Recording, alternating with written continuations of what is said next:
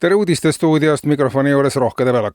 Alustame kultuuriteadetega. Haapsalu õudus- ja fantaasiafilmide festivali programm on juba mõnda aega paigas, kuid eile lisati sinna veel üks linateos ja selleks on Ameerika Ühendriikides valminud film Hoia eemal. Huvilised on saanud filmi vaadata Ameerika Ühendriikide Tallinnas asuva saatkonna sotsiaalmeedia postituste vahendusel, kuid Haapsalu õudusfilmide festivalil saab seda vaadata suurelt ekraanilt ja korraliku heliga, mis tagab linateose vajaliku mõjuvuse. Kas tegemist on selle aastase võidufilmiga või jõuab USA saatkond veel midagi juurde vändata, näitavad korraldajate sõnul lähinädalad. Ja välismaalt.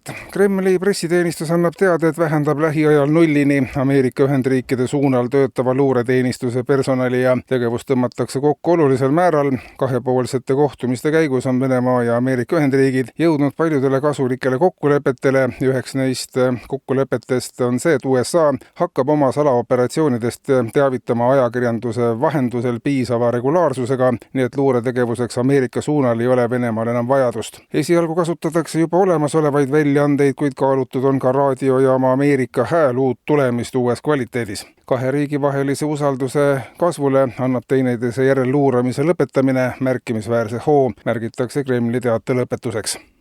Ja Eesti esitas Mardi ja Kadri sandiks käimise traditsiooni UNESCO vaimse kultuuripärandi esindusnimekirja. Otsus tehakse detsembrikuus ning positiivse vastuse korral võtab valitsus vastu ka määruse, mis lubab Eesti aladel Mardi ja Kadri sandiks käia aastaringselt, mitte ainult ühel päeval aastas kui seni. Mardi ja Kadri santimine annab inimestele võimaluse oma toimetulekut parandada ning nii annab kitsas aeg senisest suurema hooga rahvapärimuse säilimiseks. Luba aastaringselt Marti ja Kadri santi joosta on esialgu ainus viis, kuidas valitsus inimestele keerulises majandusolukorras abiks saab olla. Lisatakse valitsuse teates ja avaldatakse lootust, et Brüssel ei käsitle seda keelatud riigi abi osutamisena elanikkonnale.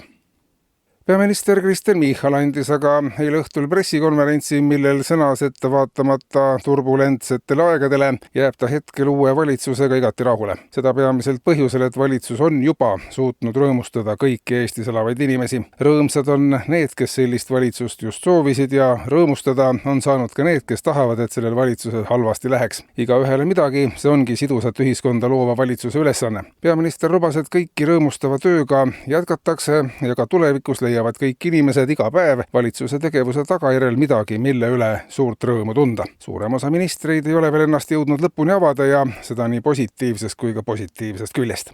Kuulsite uudiseid.